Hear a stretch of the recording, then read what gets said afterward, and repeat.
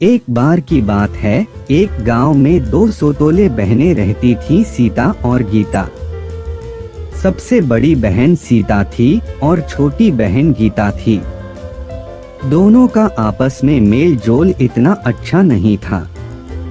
गीता अपने बड़ी बहन के साथ कभी सौतेला व्यवहार नहीं किया, बल्कि वह अपनी बड़ी बहन का बहुत ही आदर और सम्मान करती हैं।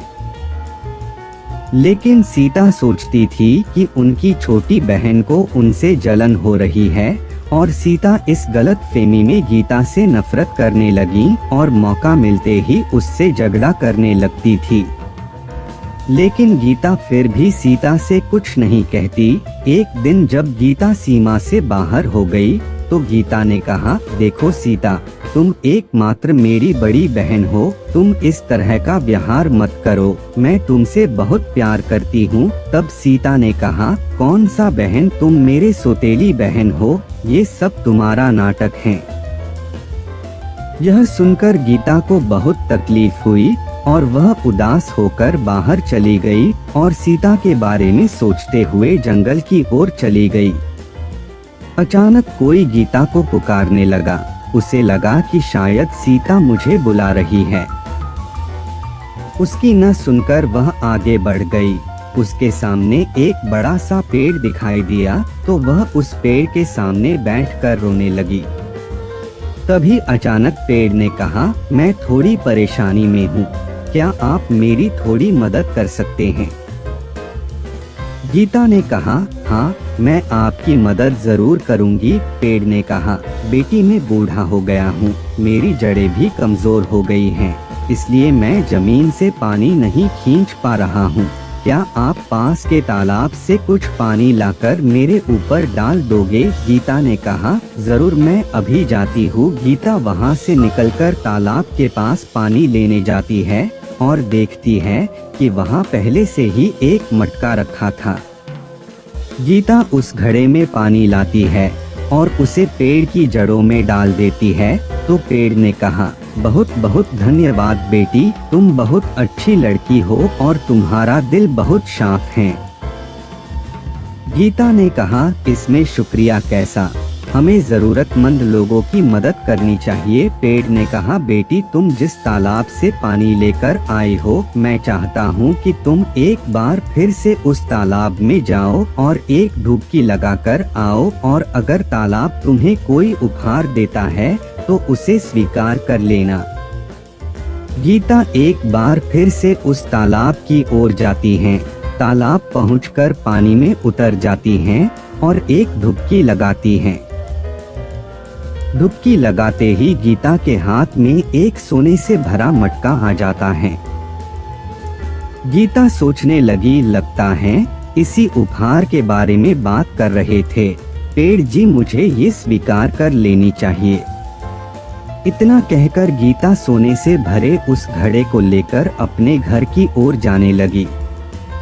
घर पहुंचकर गीता अपने माता पिता को सोने से भरा घड़ा देती है और सारी बातें बताती है। यह देखकर सीता को जलन होने लगती है। माता पिता के जाने के बाद सीता गीता के पास आती हैं और कहती हैं, तुम्हें सोने से भरा वह घड़ा कहाँ से मिला? गीता ने कहा, मैं इसे जंगल के पास के तालाब से लाई हूँ, लेकिन तुम मुझसे इतने सवाल क्यों पूछ रही हो? सीता ने कहा, तुम अपने हिस्से का सोना लेकर समझते हो मैं अपना हिस्सा छोड़ दूं? मैं अपनी हिस्से लेने वहां जाऊंगी। गीता ने कहा, मैं जो सोना लाई हूँ वह तुम्हारा भी है और हमें सोना नहीं चाहिए। तब सीता ने कहा, तुम अपना राय अपने पास रखो, मैं जाऊंगी। दूसरे दिन सीता तालाब की तलाश में निकल जाती है और जादुई तालाब के पास जाने लगती है। रास्ते में सीता को भी वह पेड़ आवाज देता है और पेड़ कहता है, बेटी ओ बेटी, क्या तुम थोड़ी देर रुक सकती हो? सीता ने कहा, वाह बोलने वाला पेड़, ये तो कुछ नया लगता है। हाँ बोलो, क्यों आवाज दे रहे हो? पेड़ ने वही सवाल सीता से भी पूछा और सीता ने कहा, सुबह सुबह तुम्हें और कोई नहीं मिला अपनी बकवास बातें बोलने के लिए, मैं एक जरूरी काम से जा रही हूँ, मुझे परेशान मत करो। पेड़ ने कहा, बेटी बस थोड़ा सा पानी ला दो। सीता गुस्सा हो गई और कहा, तू ऐसे नहीं मानोगा, रुक मैं तुझे अभी पानी पिलाता हूँ। यह बोलकर सीता पेड़ को परेशान करने लगी और वहाँ से चली गई। थोड़ी देर में वह तालाब के पास पहुँच जाती हैं। फिर सीता कहने लगी, हाँ यही वह तालाब है, जल्दी से उतरकर मैं एक डुबकी लगाती हूँ। सीता तालाब में उतरकर एक डुबकी लगाती हैं। डुबकी लगाते ही सीता के पैर में एक सांप काट लेता है और वह चीखने लगती है। इधर सीता को न आता देख गीता बहुत परेशान हो रही थी। गीता सोच रही थी, इतनी देर हो गई अभी तक सीता वापस नहीं आई, कहीं सीता किसी संकट में तो नहीं पड़ गई। और गीता उसे ढूंढे निकल पड़ी। गीता जाकर पेड़ से बोली, पेड़ जी क्या आप सीता को कहीं देखे हो? पेड़ ने कहा, हाँ सीता उस तालाब की ओर गई हैं।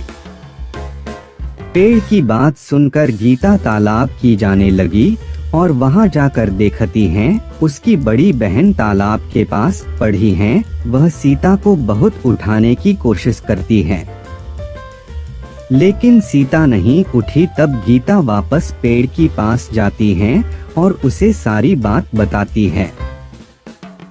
तब पेड़ ने कहा, तुम्हारे बहन को सांप ने काटा है, उसे बचाने का एक ही उपाय है, मुझसे एक शाखा तोड़ लो और तुम्हारे बहन को जाकर छुओ, वह ठीक हो जाएगी। गीता उस शाखा को लेकर सीता को छुआया और सीता ठीक हो गई।